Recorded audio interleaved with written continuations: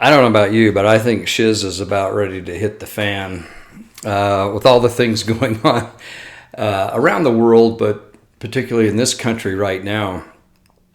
So interesting. And a commenter brought this up, but we have on the same day, we have President Trump found guilty on all charges, all these felony crazy things. And then Chad Daybell found guilty.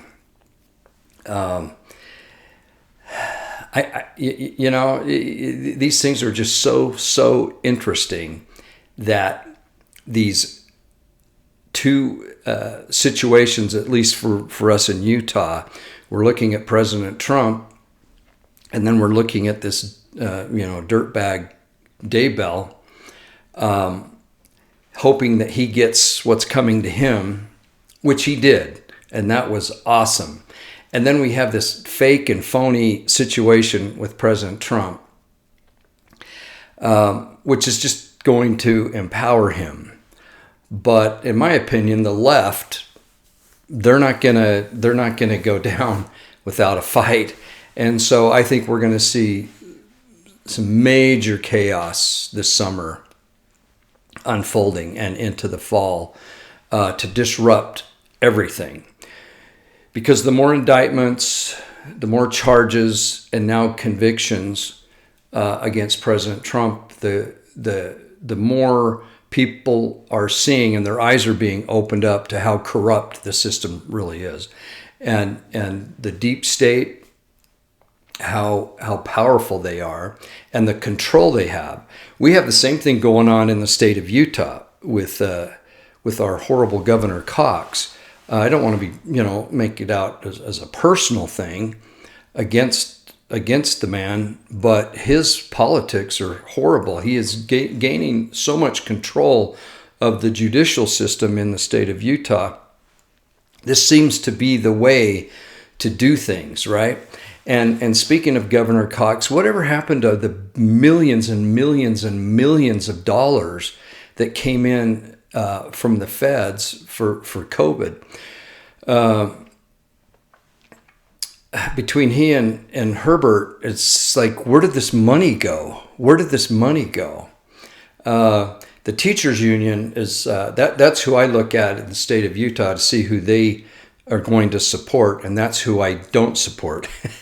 Because in my opinion, it's that teachers union that really controls this state, controls the purse strings, controls who gets elected. It's just crazy.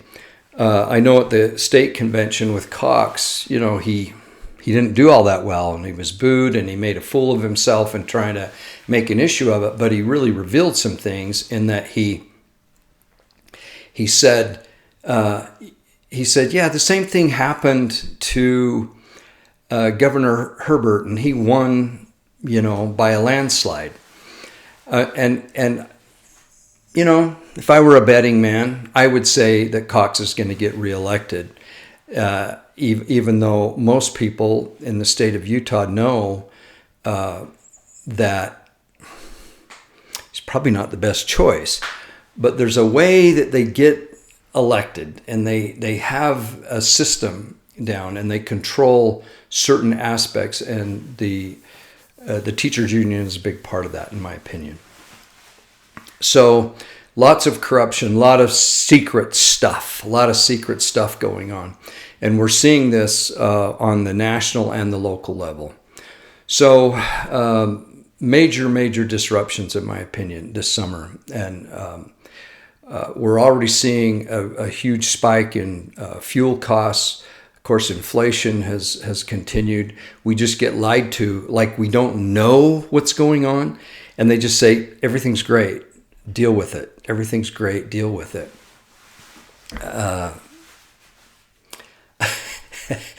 We're with our own eyes, our own ears, our own heart. We can know what's taking place. So Mitt Romney, a week or two ago, he threw out there, the bird flu. Now remember Mittens? Remember him bending his knee and taking a knee and kneeling down, Black Lives Matter rallies. Remember this guy? Remember him? Do you remember when he came out and said those doggone wet markets in China and the bats there, people eating bat heads or whatever, that's what caused the COVID virus to leak out. And he was all on board with that. Never once has he apologized or rescinded that or said anything. So it's pretty obvious now about the virus, and we still have a hard time talking about it on this platform because the truth is just difficult to get out. Whether it's the jab or whether it's actually the virus that caused so much grief for everybody, and the shutdowns, the lockdowns. Well, Mittens now has thrown it out there that it's the bird virus, the bird flu. Is going to be, the next thing to look at. Like, why would somebody bring this up? It's just so crazy. Speaking of Mittens, somebody made a comment. Or we just come back from southern France, the traditions of Mary Magdalene in France, study tour that we had with Legacy Tours. Somebody mentioned that the Romneys go to southern France, kind of a ritual for them. It's like, that's kind of weird. So I did a little Google search. I couldn't find that particular thing, but I found something really interesting that probably 99% of you know, and I didn't. But Mittens served an LDS mission as a young missionary there in France. And there's a very interesting story. The story is that I think he was an assistant to the president. Shocker. So Mittens is driving the car, has the mission president and his wife, and 3 other people. Okay, so it was a car meant for 5 people, but there were 6. Now, this was back in the day, so no fault there, right? It's just pile in, we're going somewhere. Okay, Mittens was the driver, and the narrative is that someone came into their lane and hit the mission car with Mittens driving, hit it head on. Unfortunately, it killed the mission president's wife and several injuries. Mittens was injured in this. But there's just this emphatic denial that there was any fault on Mittens' part on the accident. And one witness who was there became a Harvard grad and a friend of Mitt Romney's and knew him through church assignments and whatnot. And yeah, it wasn't his fault. He couldn't avoid it. The individual that hit them head on, the article says, you can Google this and find it, was a Catholic priest. And many people said that he was inebriated, that he was drunk, and that he swerved over and hit them. Now, this to me sounds so fishy, because here's the deal. The mission president, whose wife was killed, and the church decided not to press any charges because they didn't want any conflict between the Mormons and the Catholics. Now, does that make sense? That if it's a drunk driver, and I know this is back in the day, but still, this is very odd that they're just like, let's just let this go. Could be. It sounds kind of similar to the McCain situation. If you look at the John McCain, which the aircraft carrier that he was on, and the plane that he was a pilot of this plane, It's like it was the first one hit with a rocket, and then many were killed and injured on this aircraft carrier, and a fire broke out. And of course, John McCain was like, nothing to see here. I was like, I barely escaped with my life. But it just seems kind of odd that people die around these kind of people, right? And then, we have Chappaquiddick with Ted Kennedy. And you just kind of go, at some point, what's going on here? If Mittens was at fault, and it was a cover-up because of who he was as a prominent family, if that's the case, it would explain a lot of why he acts and does the things he does. That would explain a lot to me. Never taking responsibility. But you know what? I don't know, but it just seems very fishy that you just kind of let it go, sweep it under the rug. If it's not your fault and it's indeed a drunk driver, I don't think there would be any issue between the Catholic Church and the Mormons if it just, there was an investigation, they were found guilty, I mean, if it was your spouse, would you just like, not that you're after anybody but you want, somebody held responsible, but to leave it just seems very, very odd. I recommend that you Google it or DuckDuckGo it and see, read the articles and see what happened. Now, most of you probably knew all about this. When Mittens ran for president, there were several articles about this and all exonerating him, from having anything to do with it. Just seems kind of strange, so I like to bring that kind of stuff up just so we're aware. I don't care for the guy politically. I'm glad he's retiring. He seems like a guy that has a lot of skeletons in his closet. Okay, so we have that. Since we've been gone, we had the president of Iran and other officials in the helicopter. The helicopter goes down in Iran, in the mountains of Iran. I highly recommend going to Jonathan Cahn channel, YouTube channel, Jonathan Cahn. And if I can, I'll put the video in the comments. Hopefully I'll remember to do that. A link, but you can find it. He does this really interesting comparison with this guy. So the I can't remember his name, but it's similar to Abraham, but it's a form of a Persian form of Abraham. So this guy was named after Father Abraham, and he was known as the butcher of Iran or whatever. He's just a horrible guy, and responsible for a lot of things and all the missile attacks into Israel.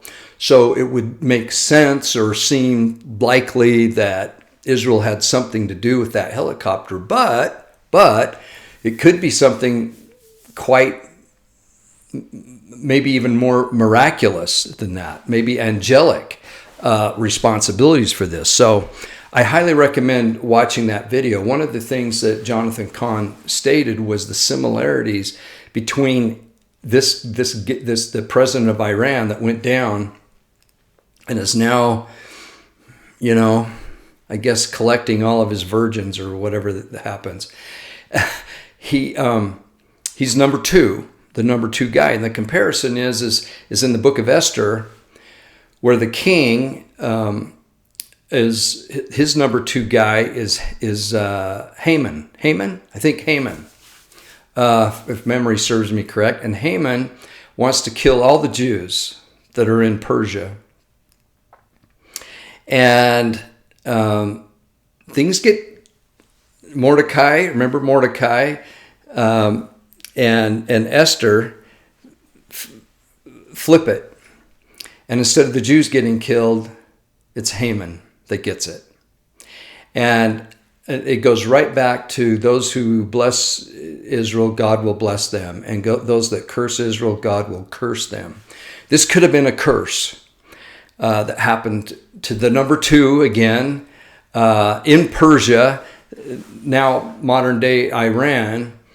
The tables turned, and now he's deader than a doornail. Instead of his hatred for the Jews and Israel being destroyed, he was destroyed, just like Haman. It's really a cool story, and there's even more to it with Daniel and Persia and Michael, the archangel, visiting. Listen to that video. That's very, very interesting. What Jonathan Cahn, how he finds these truths and treasures from Scripture and applies them to what's going on today. So that's good.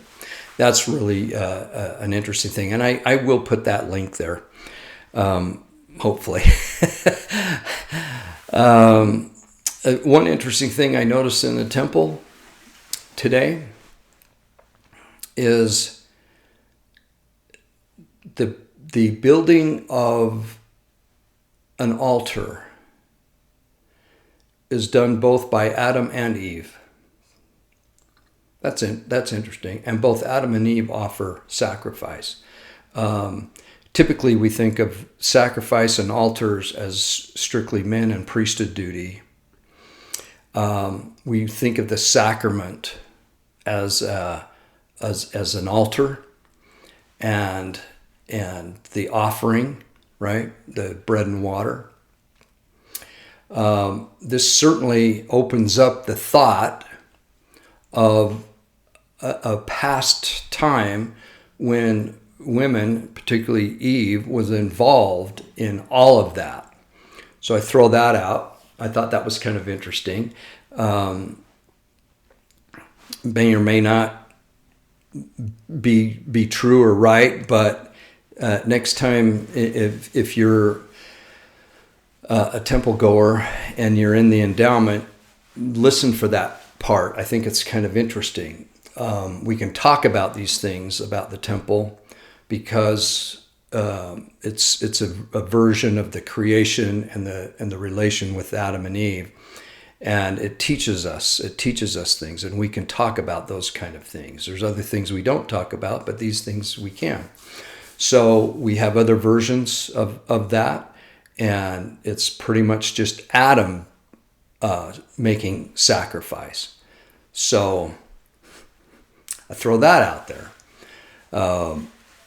Most of my videos don't have a one theme thing, and I know that's frustrating to a few of you that watch the channel.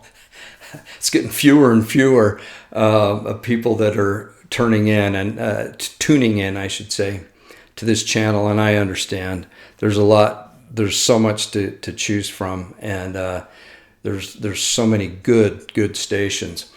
I think Joe Rogan is a very good example of, he's the number 1 podcaster in the world, and I think it's because he's honest. I think it's because he brings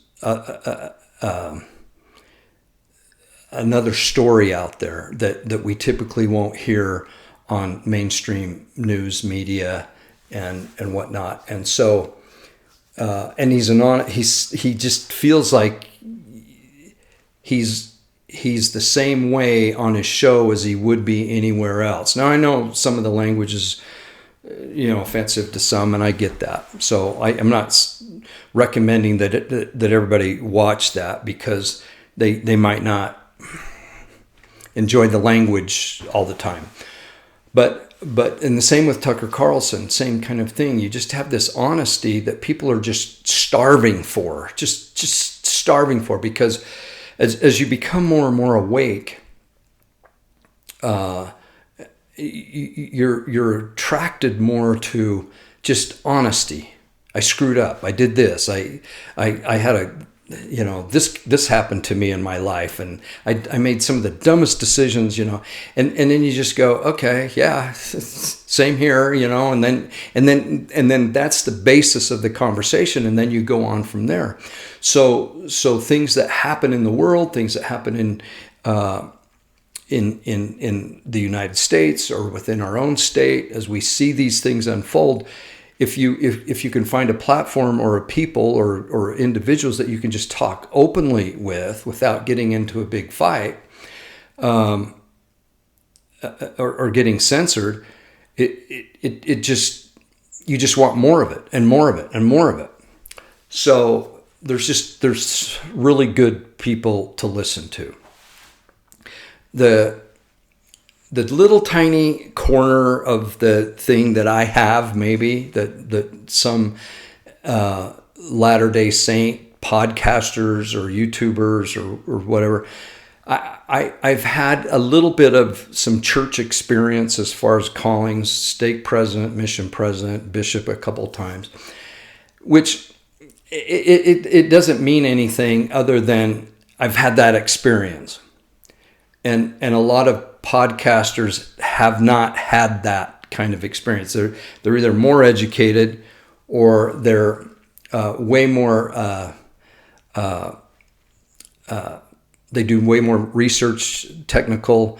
They're in it full time, and it's their thing. And so they present a really, really good, polished program. They edit. They do these things. I don't edit. Really? Gosh, I never knew that. I make mistakes.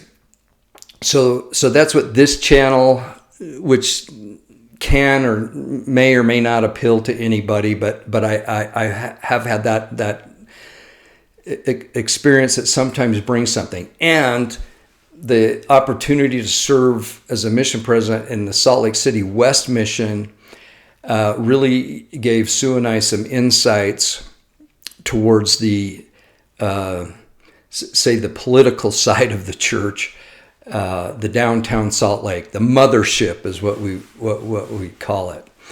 Our testimonies stayed intact and became so much stronger as a result of having these experiences because we had to figure these things out. I'll bring up the jab and things like that others won't. I'm careful on this platform because I have to be. So I can't speak as free as I would like, or I won't be on here. I could go to Rumble, but I don't find it very user-friendly. That's just my experience. So I stay here on YouTube. So that's kind of a little explanation, I guess, for some of the newer listeners and followers. I have two sponsors, and I talk about them, Cardio Miracle and Artsa Box. Artsa is a company out of Israel that you can subscribe to Artsa, and they send you a box that has home craft goods from different regions of Israel. It's a way to help out the people of Israel. So that's a little bit about this channel. Now, one of my favorite things, and I probably won't get it done on the 1st of June, which I think is tomorrow, but sometime in the next video I'll be doing, we will be talking about the Beware of Pride Month of June, the Beware of Pride Month, and we're going to read President Benson's talk on Beware of Pride. I love that. I've been doing it for a few years now. So the month of June is Beware of Pride, and it's a really great time for like-minded people to stand up and be counted. Yeah, Beware of Pride. So we're going to do that. Now, the one last thing I want to talk about, and I wish I would have been a little more prepared, but I am going to be emceeing, I guess, a Zarahemla conference. And let me see if I can just find this really, really quick and tell you a little bit about it, because you're invited to come. Let's see here.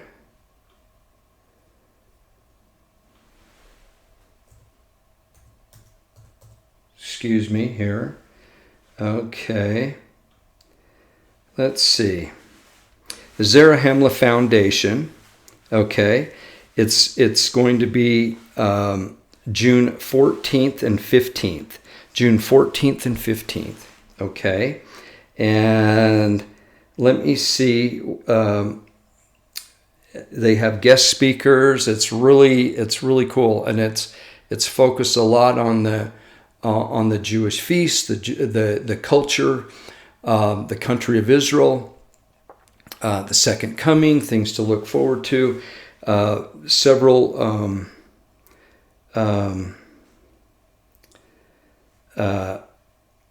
really good speakers will be there. The location is, and I'll post this. The location is in Riverton, Utah. 140, let's see, 14073 South, 1300 West. 14073 South, 1300 West in Riverton, Utah. I'll post this. And I'll also put on there who some of the potential guest speakers will be. So this is called the Zarahemla Foundation, and Joshua Erickson is I guess he's the founder of it. I've met him, great guy. So you're invited. I'll give the times of and kind of the format, and I'll leave that also in the comment section. I'll pin it so it'll be there. So the Zarahemla Foundation, check it out. So I think that's it for this video. We're looking forward to the Beware Pride Month. We're looking forward to all the things going to take place here, particularly in the United States with the election. My prediction is this. In the state of Utah, my prediction is Governor Cox will be reelected, and we'll all just scratch our head and go, how did that happen? How did that happen? But I think he will be. And I don't see the deep state allowing Trump to be elected, but if he is elected, I think something nefarious will happen shortly after. So those are my predictions. I think we always look forward to these crazy times because it just means that Jesus is coming sooner. I'm enjoying, I've been talking about rapture stuff. You can go back to some of my videos that have the word rapture in them. I've been talking about the rapture for a long time. It's kind of a trigger word for Latter-day Saints because we don't use it and it's not scriptural, but we do have caught up or quickened. Section 88 is a good one there. So we, around verse 90 something, 95, maybe 94, 95, something like that. Maybe a little before that, 92. But Christ is coming and he's coming soon. And we just need to be watching, optimistic, looking out for each other, preparing, because there's turbulent times prior to that. Now, me personally, I've evolved with my idea of rapture. I used to think that more along the lines of what some evangelicals would be, and that would be that good people, which I'm hoping I would be a part of, would be quickened and then come right back and then be part of the cleansing, right? But I'm thinking that the second coming and the rapture are virtually simultaneous. That's how I feel now. So that if we're alive when Christ comes, and I know there's many second comings, but I'm talking about the coming. Me personally, I think that's when his feet land on the Mount of Olives. And all those miraculous things happen on the Temple Mount across from the Kidron Valley, but from the Mount of Olives. But I firmly believe that now that the events of his coming, when those that are part of the morning of the first resurrection, and then those that are alive will be quickened. They won't be resurrected. They'll be terrestrialized, and they'll be translated beings. And I want to be one of those. I've always wanted to be one of those. For some reason, I want that ability to still be on earth when it all transpires. But I do want new knees, and this shoulder, it'd be nice if this shoulder was a little bit better. And I don't really care about the hair that much. I guess if I had my curly locks like I used to have, that'd be kind of fun. Not so worried about that. I just want to feel good, which I normally do. But I mean, 66 and a few aches and pains here and there. I want that to go away, and I want to serve the Lord. So that's what we're looking forward to. We're optimistic. We're excited. And we watch the news and we just go, holy smokes, this is getting close. It's getting close. The real disruption, I think, is the disruption between what a male and a female is and the roles. That messes everything up. When you can confuse that, everything goes kaput. And so this is what's under attack, and we have to be able to identify it. And that's why I'm looking so forward to Beware of Pride Month, beginning tomorrow, I think it is.